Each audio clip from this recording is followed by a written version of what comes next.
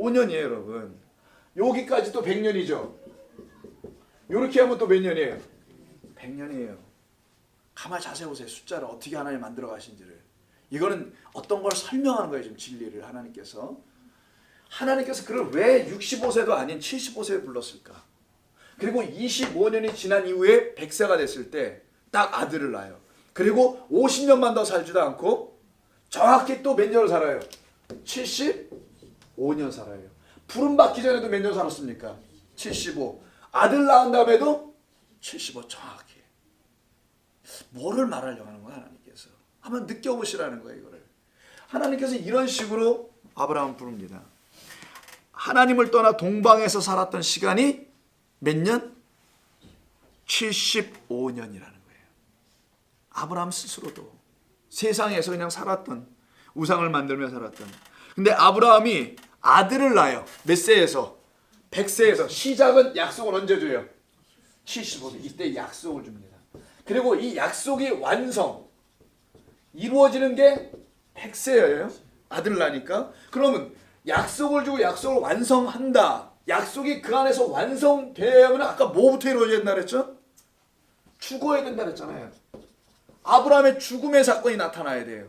그래서 요 기간 25년의 요 시간이죠. 75에서 100이라는 시간에 아브라함은 믿음을 배워요. 하나님 앞에서 철저하게 믿는 자만 의롭다 여겨준단 말이에요. 그걸 요때 다 배웁니다. 이게 바로 아브라함의 죽어가는 거예요. 지금 하나님 앞에서 25년간 다 죽고 100이 딱 되니까 그때 아들 주고 나머지는 가나안이라는 약속의 땅에서만 살아요.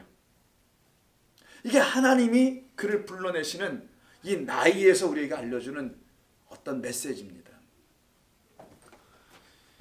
그래서 하나님의 부르심을 받아 하나님의 말씀으로 이끌려 살았던 기간이 또 총 100년이에요. 75세 부름 받았으니까 그 기간이 100이고 아들 낳은 시간도 때도 100세이고. 참 특이하죠, 아브라함의 삶이. 이게 우리 성도들의 삶이라는 겁니다. 우리 모두가 이렇게 살게 될 거라는 거예요. 그러면은 결국 무슨 말을 하는 거냐? 새 생명으로 살게 된 시간이, 자, 100세부터 나서 사니까 75년이지만 그 생명이 없는 시간을 살았던 시간도 또 정확히 75년. 우리의 시간을 반반 나눴다는 얘기가 아니라 우리라는 존재가 두 가지를 다 갖고 있다라는 거예요. 우리의 옛 것이 있고 우리의 새 것 되어야 될 것이 우리 안에 있다는 걸 설명하는 겁니다. 그래서 아브라함을 통해서 이렇게 정확하게 시간을 나눠 놓으시는 거예요. 그래서 이 시간대로 75년을 사는 우리를, 옛 것으로 살던 우리를 죽이시고 십자가에서 새 것으로 또다시 75년을 정확하게 살아가게 해요. 이걸 분수로 만들면 75는 4분의 3이에요. 여기에 4분의 1이 만나야 1이 되는 겁니다. 그래서 이 4분의 1이, 이 인생 4분의 3에 75년에 25년이 안 들어오면 얘는 하나가 안 돼요. 이해하셨습니까? 그래서 4분의 1을 뭐라고 불렀죠? 돈으로 하면 코드란테스, 한 데나리온이라고 하는 거예요. 그래서 포도원에 들어가는 자들마다 한 데나리온을 준다. 이걸 코드란테스 쿼러라고 하는, 우리 동전 쿼러 25센트. 그래서 25가 나오는 거예요. 하나님의 4분의 1이 들어가는 겁니다. 그걸 예수라고 하는 거예요. 이해하시겠죠? 마지막 한 푼이라도라는 그 말이, 너 그거 못 갚으면 못 나와, 그 지옥에서. 그 말이 한 푼이 아니고 한 푼 줍쇼가 아니고 바로 코드란테스라는 거. 마지막으로 오신 에스카토스 코드란테스, 마지막 에스카토스, 정말 끝으로 4분의 1로 이 땅에 오신 분. 그분이 너에게 들어오면은 너는 아들을 낳는단다. 그로 말미암아. 그리고 너는 그때부터 영원한 그 나라인 약속의 사람으로 그 땅 그리스도 안에서 사는 거야. 라는 거예요. 이게 아브라함의 생애라고 할 거예요. 굳이 삶에서 나타난 모습이거든요. 그러니까 이 아브라함이 나이가 많아 늙어서 죽었다라는 말은 좀 이해하기가 어렵죠. 아니, 그런 자연적인 죽음, natural death라는 자연사를 통해서, 물리적인 이런 육체의 죽음을 통해서 살았다는 말을 한다는 게 되게 이상하지 않아요? 여기 어디 그런 게 없잖아요. 이렇게 그래프를 보셔도. 그런 의미도 아니고. 그러니 여기에 지금 나이가 많아 이런 말 보고 높아 이런 말은 다르게 좀 이해할 필요가 있는데 요거 좀 한번 좀 잠깐 나눠보겠습니다. 이거는 자연적인 죽음, 늙어서 병들어 죽는 게 이 세상의 사람들의 죽음이라고 얘기하죠. 혹은 병이 찾아와서 죽고 사고로도 그 삶을 다할 수도 있습니다. 다양한 종류의 인생의 끝이 오는데 그런 걸 통틀어서 다 자연사라고 해요. 그냥 다 자연사라고 합니다. 그 자연사는 세상에 누구나 다 하는 거예요. 그 다 하는 죽음을 굳이 구체적으로 이렇게 쓸 이유가 뭐 있어요, 여러분? 그냥 아브라함이 죽었다. 그냥 죽었다는 사람 굉장히 많이 나오는데 아브라함을 굳이 이렇게 뭐라고 했어요? 아까 구체적으로 8절에 높고 나이가 높고 늙어서 기운이 다하여 죽었다 하잖아요. 자, 먼저 쉬운 거부터 기운이 다하여부터 보죠.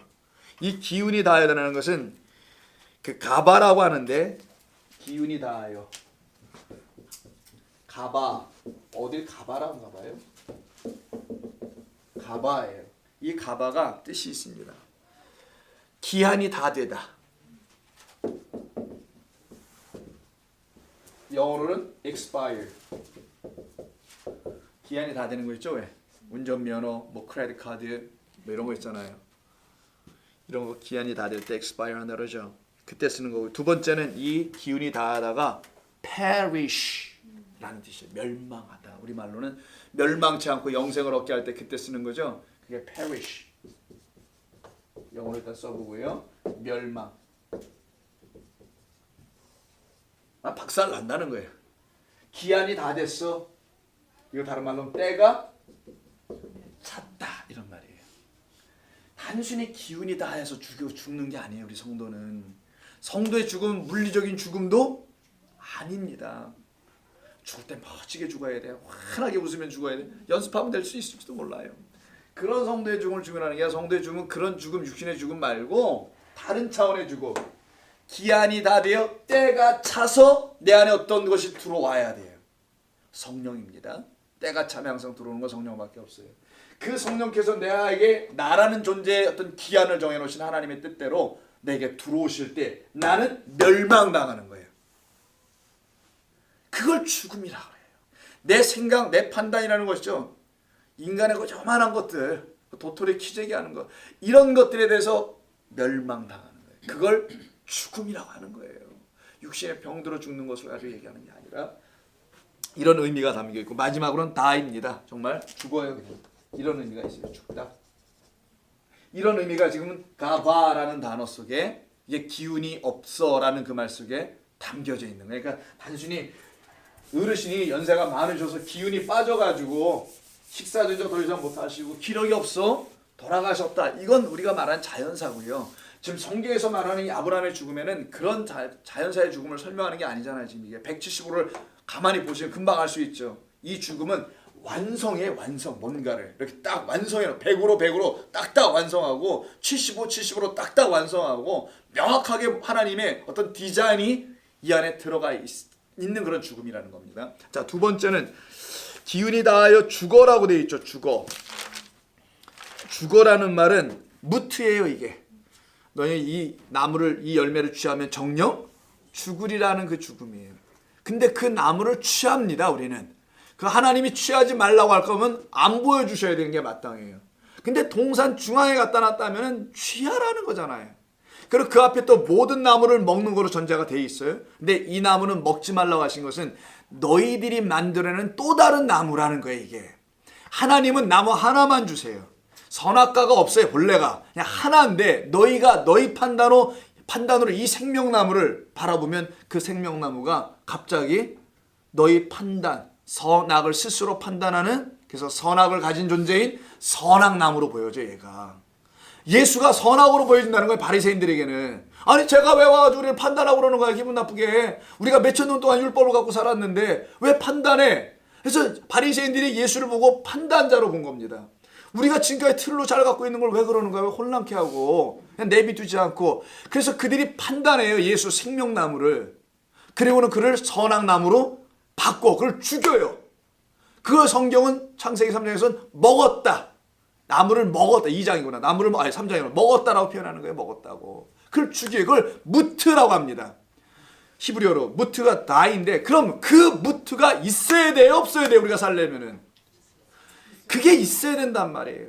없을 수가 없다는 거. 우리는 그걸 피해. 나만 먹어야 될 것 같아.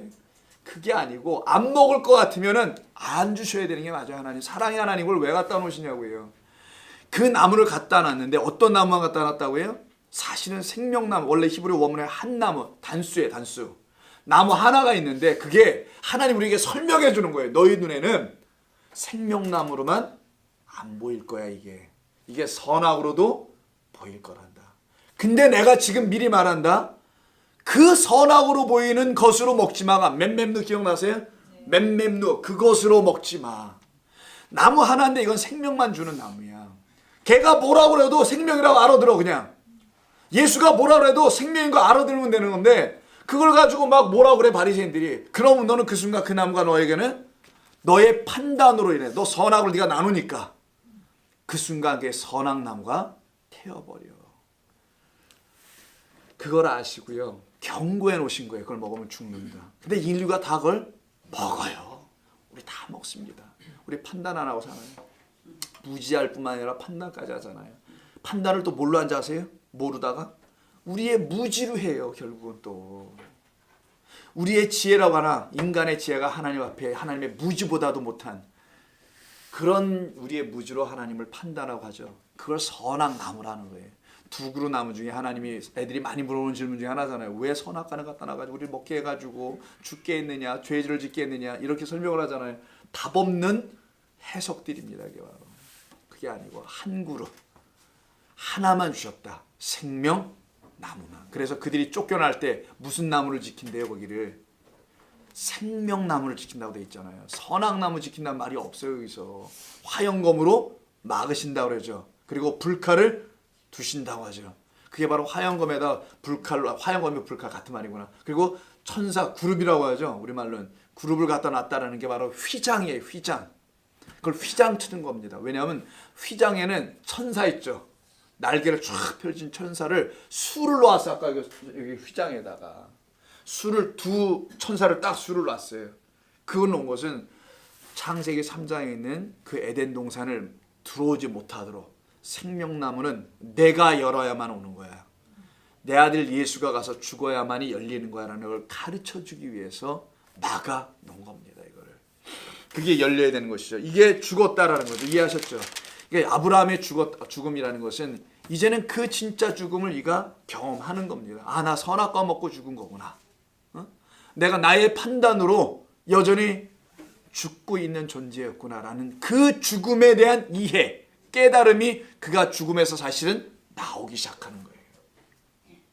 자, 나이가 높고가 이 최관건입니다. 이게 나이가 높고가 뭐예요?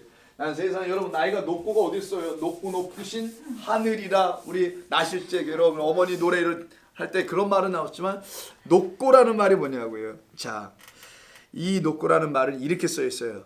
바쉐바, 히브리어로 토브입니다. 바쉐바 토브. 제가 한번 써볼게요. 이따가.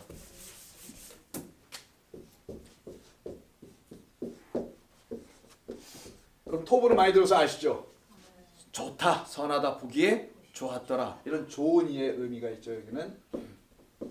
근데 이 쉐바 요거는 전치사니까 놔두고 뭐뭐 안에요. 이건 빼버리고 요거만 보죠. 쉐바 이렇게 돼 있어요. 발음은 제가 그냥 원래대로 안 읽고 그냥 어근으로만 읽겠습니다. 쉐바, 샤바인데 이 쉐바라는 이 말이 무슨 말이냐? 아, 쉐바가 아니라 쉐비야구나. 쉐비야예요. 쉐비야입니다. 쉐비야. 쉐비야인데 시바냐, 쉐비야, 시바. 이건 애들 헷갈리냐. 시바는 여기 앞에 있어요. 죄송합니다.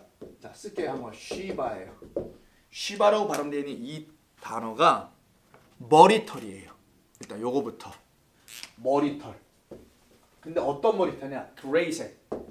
회색? 흰색이라 할까? 우리말로 그냥 머리 희다니까 흰색으로 하죠. 우리는. 원래는 그레이인데 약간 하얀색은 아니니까 머리가 시도. 바로 그 머리털. 그러니까 머리털이 휘어지면 사람이 나이가 많이 드신 거잖아요. 젊은 사람도 머리 흰 사람 많습니다. 40, 50대도. 그러면 그런 의미인가? 자, 일단 대충 보면 머리가 많이 휘어서 나이가 들었으니 죽나 보다. 이렇게 생각할 수 있잖아요. 근데 여기 왜 이 토부가 누가 왜 붙냐고요. 그럼 그렇게 따진다면은.